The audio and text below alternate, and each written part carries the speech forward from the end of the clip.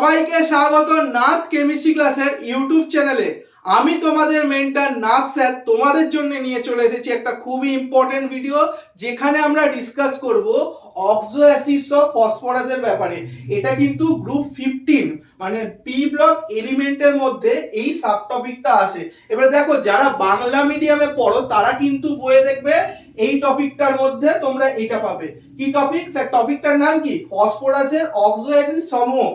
ফসফরাসের oxo acid সমূহ, এর মধ্যে তোমরা এই অক্সো অ্যাসিড গুলো পাবে। এবার দেখো, অক্সো অ্যাসিড অফ ফসফরাসের এই যে স্ট্রাকচার আঁকতে দেয় পরীক্ষায়, বুঝতে পারছো তো?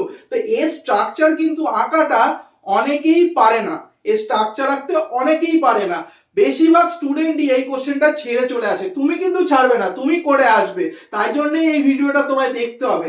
দেখো, এখানে মেইনলি তুমি যদি ভালোভাবে দেখো, একটা দুটো তিনটে চারটে পাঁচটা ছটা অক্সো অ্যাসিডস অফ ফসফরাসের স্ট্রাকচার আমি আঁকানো শেখাবো। তাছাড়া এই যে দেখো, এখানটায় অক্সো অ্যাসিডস এর মধ্যে প্রত্যেকটার ক্ষেত্রে ফসফরাস আছে, এই যে ফসফরাস গুলো আছে। হ্যাঁ স্যার, এবার প্রত্যেকটা ফসফরাসের অক্সিডেশন স্টেটও জিজ্ঞেস করে মাঝে মাঝে।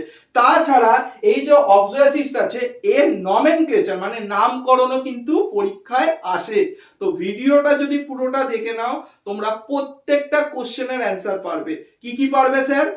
নামকরণ পারবো, স্ট্রাকচার কিভাবে আঁকতে হয় ওটাও পারবো, অক্সিডেশন স্টেট কিভাবে বার করতে হয় ওটাও পারবো। আর একটা জিনিস পারবে, এই যে H3PO2 এর মধ্যে কটা ফসফরাস অক্সিজেনের মধ্যে বন্ড আছে, ডাবল বন্ড, কটা ফসফরাস আর OH এর মধ্যে সিঙ্গেল বন্ড আছে, ওগুলো তোমরা বলতে পারবে। এই যে কটা পি ডাবল বন্ড ও এর বন্ড আছে, কটা পি OH এর মধ্যে সিঙ্গেল বন্ড আছে, এই প্রশ্নগুলো দেয় কিন্তু তোমার কম্পিটিটিভ লেভেল এক্সামের রেসপেক্টে, বুঝতে পারছো? এবার দেখো, সামনের দিকে তাকাও। প্রথম তিনটে যদি এক্সাম্পলকে ভালোভাবে দেখো, স্যার এইটা এইটা আর এইটা, এই তিনটের মধ্যে একটা ইম্পর্টেন্ট অবজারভেশন ভেবে নাও। কি আছে? তার প্রত্যেকটার ক্ষেত্রেই না একটা করে ফসফরাস আছে। হ্যাঁ, একটা করে ফসফরাস আছে। যখনই একটা ফসফরাস থাকবে, তার বেসিক ইউনিট কি হয়ে যাবে? ফসফরাসের সাথে একটা অক্সিজেনের ডাবল বন্ড। হ্যাঁ কি না? দেখতে পাচ্ছ, ফসফরাসের সাথে অক্সিজেনের ডাবল বন্ড আর ফসফরাসের সাথে OH এর সিঙ্গেল বন্ড, এটা থাকবে। এটা বেসিক ইউনিট প্রত্যেকটা কেসে। কোন কোন কেসে? যেখানে যেখানে ফসফরাস একটা করে আছে, মানে স্যার এই প্রথম তিনটে। হ্যাঁ, এবার ভাবো, যদি ফসফরাস দুটো করে হয়ে যায়। হ্যাঁ স্যার, এই যে এই তিনটে দেখুন দুটো করে আছে, এই তিনটে তো দুটো করে আছে, এই তিনটে দুটো করে আছে। ইন দ্যাট কেস কি করতে হবে? In that case basic unit কি হয়ে যাবে? এটা হয়ে যাবে। এটা মানে কি স্যার? এই পি ডাবল বন্ড ও আর ফসফরাসের সাথে ওই যেমনি এখানে একটা ইউনিট ছিল, এখানে কিন্তু দুটো ইউনিট থাকবে, আর কিচ্ছু চেঞ্জ নেই স্যার। এখানে দুটো ইউনিট থাকবে, বেসিক ইউনিট এখানে, এই ইউনিটটা দুটো থাকবে আর এই ক্ষেত্রে একটা থাকবে। একটা ফসফরাসের জন্য একটা ইউনিট আর দুটো ফসফরাসের জন্য দুটো ইউনিট। ক্লিয়ার ব্যাপারটা? এবারে আমি প্রথম তিনটে অক্সো অ্যাসিডস এর স্ট্রাকচার ড্র করছি। এটা আমি একটু মুছে দিচ্ছি। স্যার, যদি আপনি ভালোভাবে দেখেন না, এইখানে যদি এটা বেসিক ইউনিট হয়, এর ফর্মুলাটা কি হয়ে যাচ্ছে? HPO2। এটা স্ট্রাকচারটা যদি ভালোভাবে দেখো, এই বেসিক ইউনিটটাকে যদি ভালোভাবে দেখো, এখান থেকে কোন ফর্মুলাটা পাচ্ছি? HPO2। দেখো, একটা হাইড্রোজেন, একটা ফসফরাস, দুটো অক্সিজেন। ক্লিয়ার তো? এবার H3PO2 থেকে এই ইউনিটটা বাদ দিয়ে দাও। H3PO2 থেকে HPO2 যদি স্যার আমি বাদ দিয়ে দিই, তাহলে কি পড়ে থাকবে? দুটো হাইড্রোজেন পড়ে থাকবে। আর কিছু পড়ে থাকবে? স্যার ফসফরাস তো ক্যান্সেল হয়ে যাবে, অক্সিজেনও ক্যান্সেল হয়ে যাবে। মানে এখানে খালি হাইড্রোজেন পড়ে আছে। একটা ইম্পর্টেন্ট জিনিস স্যার, আপনি জানেন যে গ্রুপ 15 মানে পি ব্লক এলিমেন্ট, আর গ্রুপ 15 এর ক্ষেত্রে যদি কথা বলি, গ্রুপ 15 এর যে এলিমেন্ট গুলো হয়, ওই এলিমেন্টের বন্ড বানানোর ক্ষমতা কটা? স্যার পাঁচটার বেশি পারে না। তো ফসফরাসের ক্ষমতা কটা? স্যার 5টা বন্ড বানানো। এবার দেখো, আমি যদি H3PO2 স্ট্রাকচারটা আঁকি ভালোভাবে, একটুখানি দেখো তো। এই ইউনিটটা তো বেসিক ইউনিট, এটা প্রত্যেকটার ক্ষেত্রে হবে। স্যার কখন কখন হবে? যখন ফসফরাস একটা করে। তো এই ইউনিটটা প্রথমে ড্র করে ফেলো। হ্যাঁ স্যার, করে ফেললাম। দেখো, এখানে যদি ভালোভাবে দেখো, ফসফরাস অলরেডি 3টে বন্ড করে ফেলেছে। হ্যাঁ স্যার, এই একটা দুটো আর একটা, তিনটে করে ফেলেছে, আর দুটো পড়ে আছে। আর দুটো কার সাথে করবে? এই হাইড্রোজেন আছে মানে দুটো হাইড্রোজেন লাগিয়ে দাও, সিঙ্গেল বন্ড। বুঝতে পারলে? একটা এইচ আর একটা এইচ, দুটো সিঙ্গেল বন্ড করবে, তাহলে তোমার H3PO2 স্ট্রাকচার তুমি পেয়ে গেলে। ক্লিয়ার? এবার ভাবো যদি আমি H3PO3 এর কথা ভাবি, এর থেকে কি মাইনাস করবে? স্যার এই ইউনিটটা তো বেসিক ইউনিট, এটা বাদ যাবে। এটা যদি বাদ যায় তাহলে কি পড়ে আছে?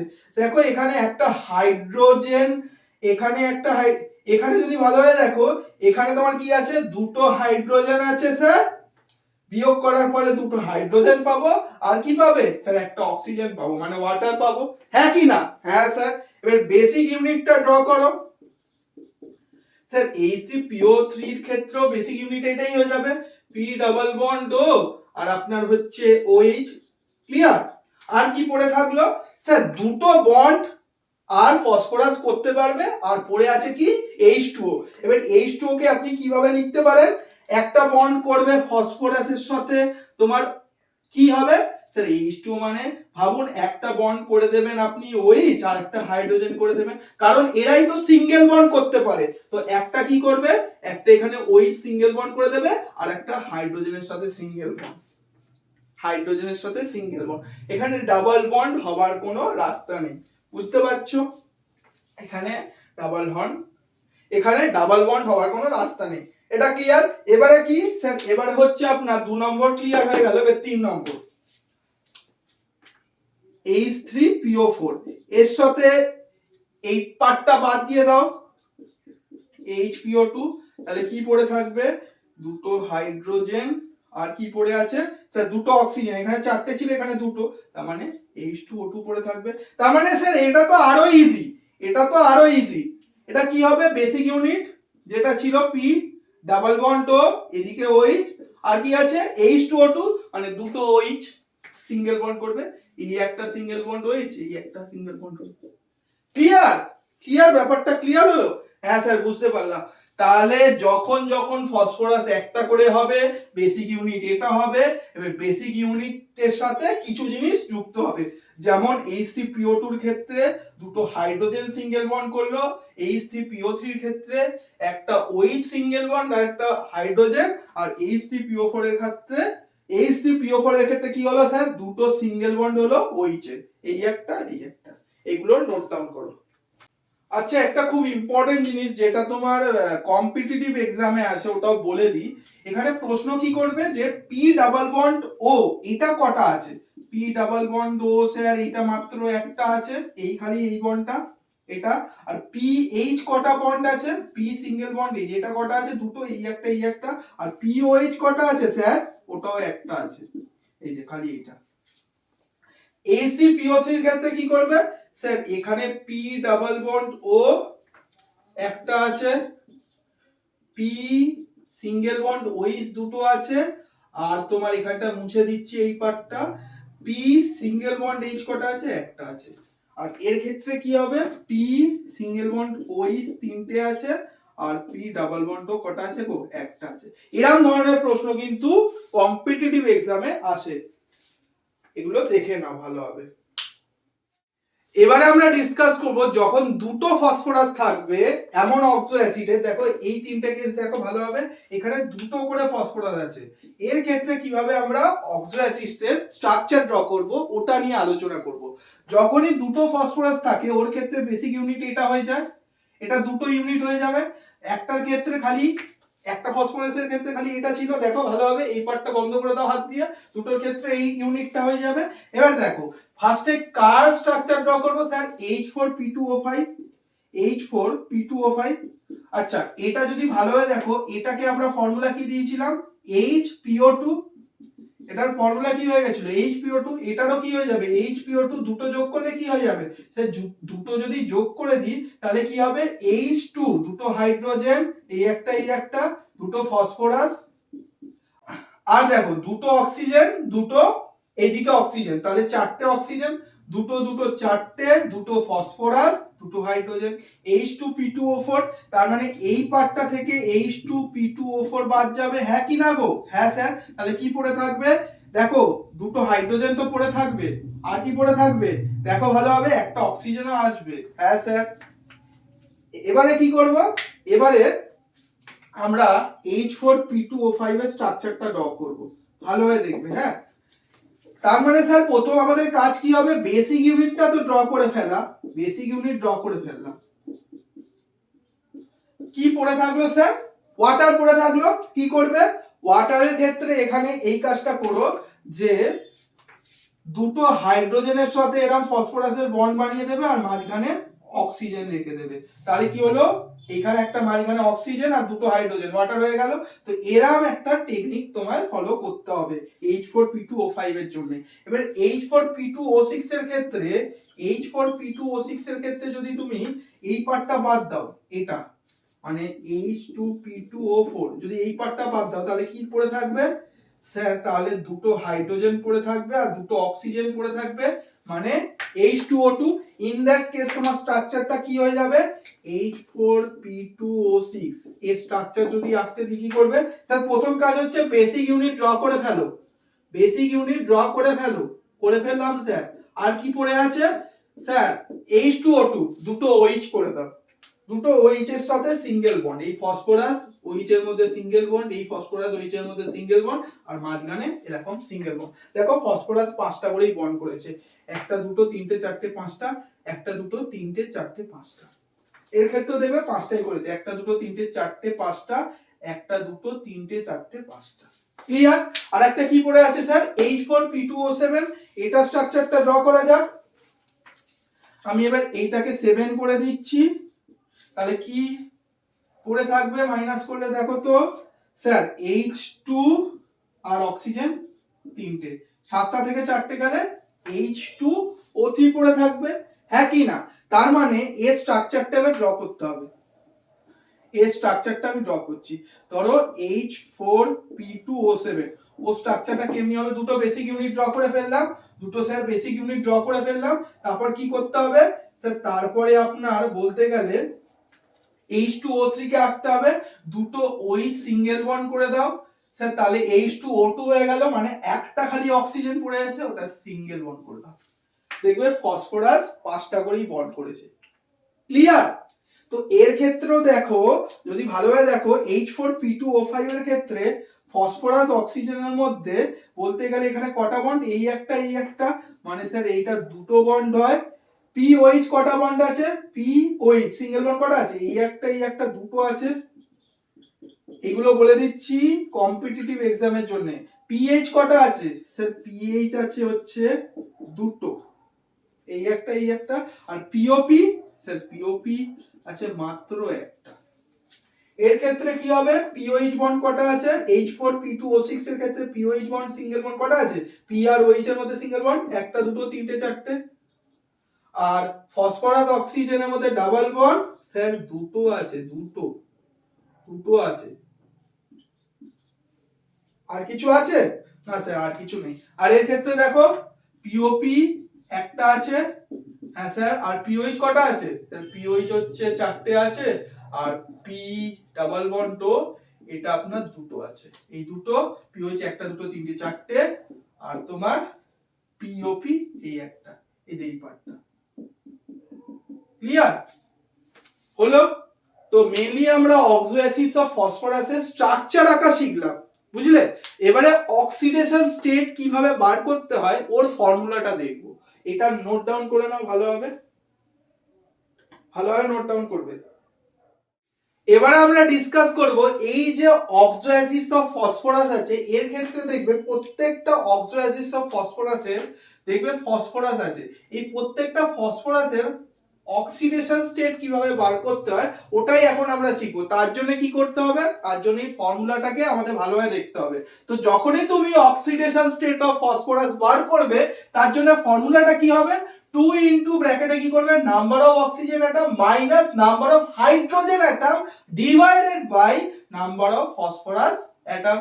এবার H3PO2 এর ক্ষেত্রে যদি ভাবো ব্যাপারটা, এখানে স্যার যদি অক্সিডেশন স্টেট ফসফরাসের বার করি, তো এখানে কি হয়ে যাবে, 2 into number of oxygen atom, এর অক্সিজেন অ্যাটম কটা আছে, দুটো আছে, 2 ইনটু 2, হাইড্রোজেন কটা আছে, মাইনাস হবে ওইটা, ডিভাইডেড বাই কটা ফসফরাস, স্যার একটা একটা, তার মানে 4 - 3 কত হয় 1, তার মানে এখানটায় তোমার ফসফরাসের অক্সিডেশন স্টেট +1 হবে।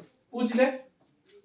H3PO3 এর ক্ষেত্রে কি হয়ে যাবে স্যার, অক্সিডেশন স্টেট আপনার হয়ে যাবে ফসফরাসের, আপনার কি হবে এখানে দেখুন, এখানে অক্সিজেন কটা আছে, 3টে আছে, তাহলে 2 × 3 হবে, 2 × 3 মাইনাস কটা হাইড্রোজেন স্যার, তিনটে ডিভাইডেড বাই কটা ফসফরাস একটা, 6 - 3 তাহলে 3 হয়ে যাবে স্যার, তার মানে এই ফসফরাসের অক্সিডেশন স্টেট +3।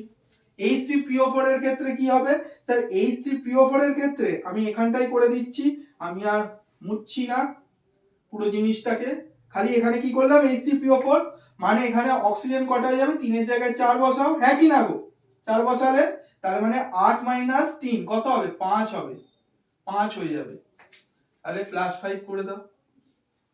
বুঝলে?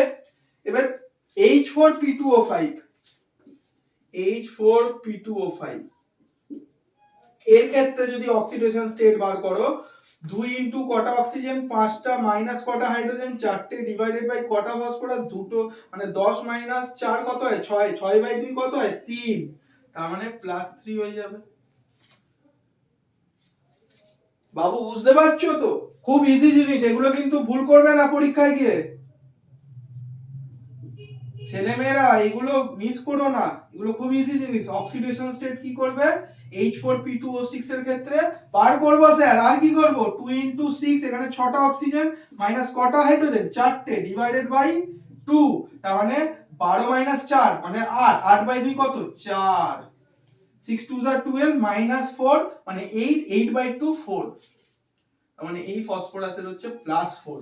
আর H4P2O7 এর ক্ষেত্রে কি হবে ওটা নিয়ে আমরা এখন আলোচনা করব, H4P2O7, বুঝলে?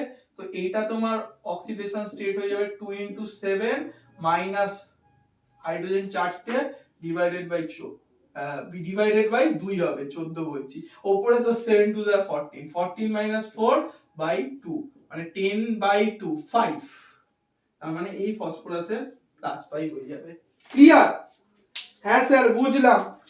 এবারে একটা জিনিস এখানে মনে রাখবে, যে তোমরা টুকে নাও, আমি বলছি, যাদের অক্সিডেশন স্টেট << 3 তাদের নাম কিন্তু শেষ হয়, নাম শেষ হয় কি দিয়ে, নাম শেষ হবে OUS দিয়ে। আর যাদের অক্সিডেশন স্টেট << 3 তাদের নাম শেষ হবে হচ্ছে IC দিয়ে, name ends with IC। Clear? এই ইনফরমেশন গুলো বলছি নমেনক্লেচারের জন্য, বুঝতে পারছো?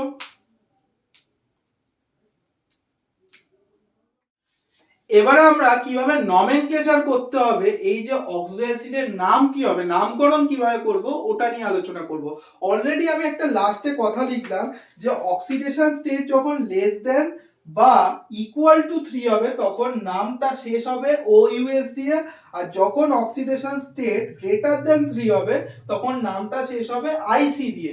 এবার আরেকটা জিনিস বলছি, যখন অক্সিজেন 2 আর 6 হবে, অক্সিজেন যখন 2 আর 6 হবে তখন কিন্তু নামে হাইপো কথাটা আসবে। যখন অক্সিজেন 3 আর 4 হবে, যখন অক্সিজেন 3 আর 4 হবে তখন অর্থ কথাটা আসবে। আর যখন 5 আর 7 হবে মানে 5 আর 7 হবে অক্সিজেন, তখন পাইরো কথাটা আসবে। বুঝলে? এবার দেখো তুমি ইজিলি এইগুলোর নামকরণ করে দেবে। স্যার আমি যদি H3PO2 এর কথা ভাবি, একটুখানি যদি ভালোভাবে দেখো, ফসফরাসের অক্সিডেশন স্টেট +1 মানে স্যার << 3 মানে নামটা শেষ হবে হচ্ছে OUS দিয়ে।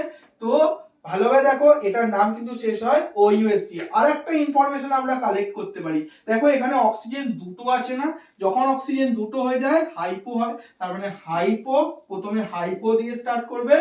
এবার হাইপোর পরে একটা নাম কি হবে স্যার, হাইপোর পরে ফসফরাস, ফসফরাস কেন রাস, কারণ এই OUS কেন হবে, কারণ অক্সিডেশন স্টেট << 3 হাইপো ফসফো, এবার ফসফরাস, এই যে OUS কেন হলো, কারণ অক্সিডেশন স্টেট << 3। এবার লাস্টে কি লিখবে অ্যাসিড, প্রত্যেকটাই অ্যাসিড। বুঝলে? এর পরে H3PO3 নিয়ে আমরা আলোচনা করব। এর অক্সিডেশন স্টেট কত স্যার +3 ক্ষেত্রে মানে ওই OUS দিয়ে শেষ হবে।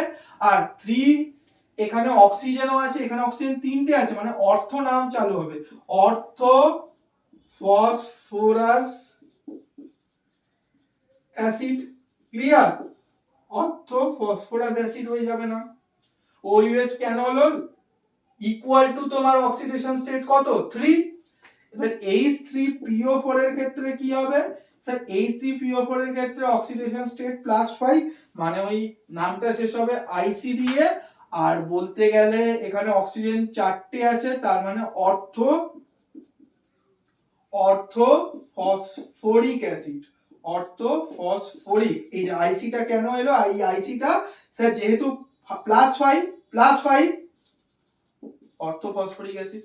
এবারে H4P2O5 ভালোভাবে দেখো স্যার, এখানে ফসফরাসের অক্সিডেশন স্টেট +3।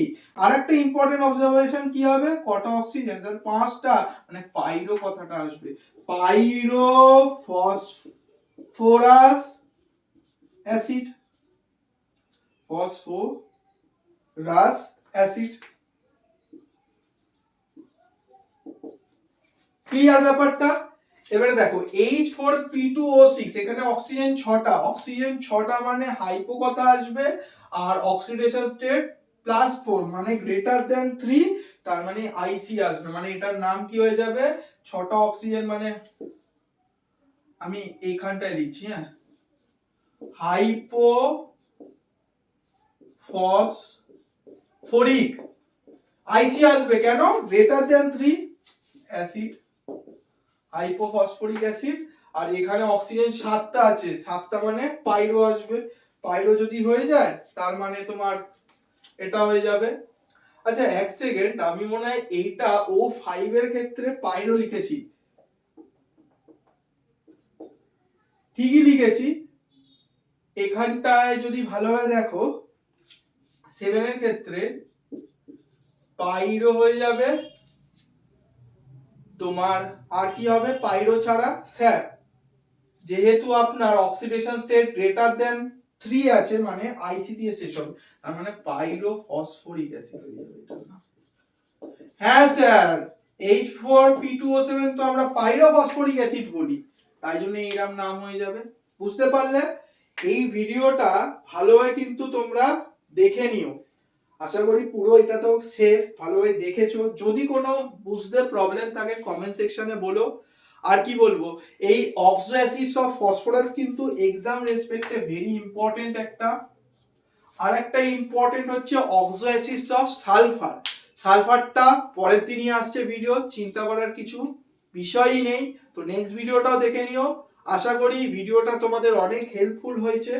আর যদি ভিডিওটা ভালো লাগে একটু বাঙালি বন্ধুদের সাথে শেয়ার করো, বাংলার যেন ইমপ্রুভমেন্ট হয়, বাঙালিরা যেন কেমিস্ট্রিতে কোনো প্রবলেম না ফেস করে, এটাই আমার মেন এম, যেন বাঙালিদের কেমিস্ট্রিটা ইজি করে দিতে পারি। ঠিক আছে? হ্যাভ আ নাইস ডে, পড়াশোনা করতে থেকো, আগে এগোতে থেকো।